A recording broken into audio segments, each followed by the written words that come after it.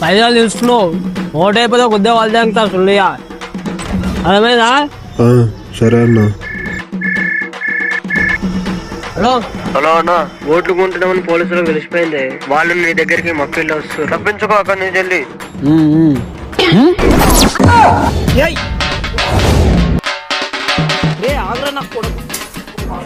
నీ అమ్మ స్టార్ట్ కాదు తల్లి.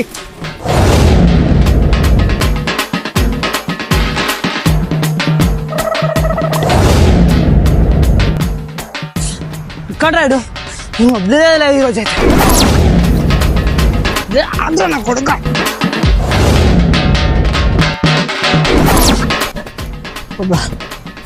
తప్పించుకున్నారా?